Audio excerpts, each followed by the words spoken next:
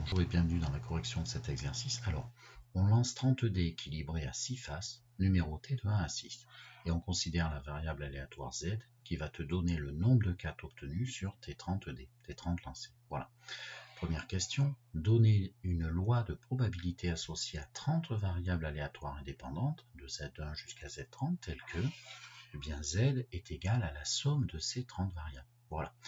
Alors la première chose à faire, c'est qu'est-ce qu'on te donne, tu vois.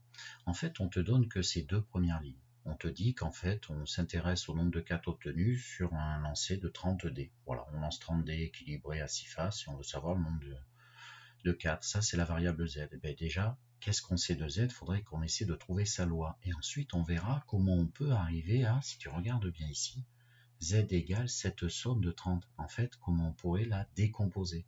On verra ça. Mais d'abord, il faut qu'on trouve la loi de z. Alors, la loi de z, c'est quoi? En fait, on s'intéresse au nombre de 4. Quand tu lances un dé, une fois, tu as un 4 ou tu n'en as pas. Tu n'as que deux choix. Ça s'appelle une épreuve de Bernoulli. Et la probabilité de succès, c'est-à-dire ce qui t'intéresse, toi, avoir les 4, c'est une chance sur 6. Donc, on a, si tu veux, quand on lance un dé, une épreuve de Bernoulli de probabilité 1 sur 6 d'avoir ton 4. Et qu'est-ce qui va se passer puisqu'on le lance 30 fois? En fait, on va répéter 30 fois cette épreuve, et si tu veux des mots-clés auxquels tu dois penser, si tu veux, c'est qu'elles vont être ces épreuves identiques, c'est les mêmes, c'est le même dé, et indépendantes. Donc, ta variable z qui va compter tout simplement tes 4 obtenus va suivre la loi binomiale. De paramètres, si tu veux, eh bien, le nombre de fois où tu as répété 30, ton épreuve de Bernoulli avait une proba de 1 sixième, de paramètres n égale 30 et 1 sixième, ce que je t'affiche. Les mots importants, si tu veux, tu vas le mettre avec ta formulation, mais les mots-clés importants auxquels tu dois absolument penser et écrire, tu vois, c'est que tu as affaire à une épreuve de Bernoulli, ce que je te souligne là, tant que tu y es, tu mets la probabilité, tu vas répéter cette épreuve de manière identique, ces épreuves vont être identiques et indépendantes, et toi, tu vas faire intervenir une variable, ici on a pris z, qui va compter. Ça va être un compteur, si tu veux.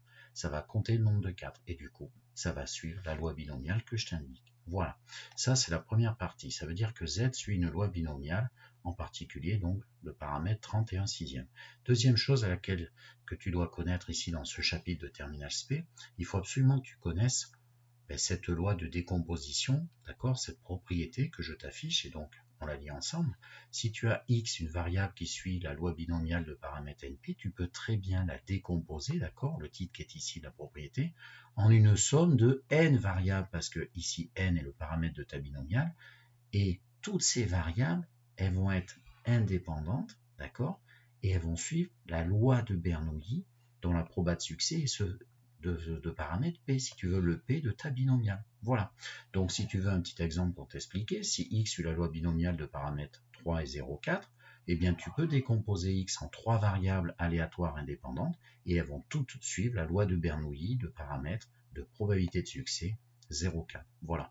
Donc ici, si tu as compris ce petit point de cours, en fait c'est immédiat. Si z suit la binomiale de paramètres 30 et 1 sixième, ce que je t'affiche à droite, ça veut dire que chaque zi, chaque z1, z2, z3 jusqu'à z30 va suivre la loi Bernoulli avec p égale 1 sixième, ce que je t'écris à l'instant à droite. Voilà, ça c'est immédiat. Voilà. Et ce petit réflexe, et on peut également faire dans l'autre sens, c'est une autre propriété. Voilà.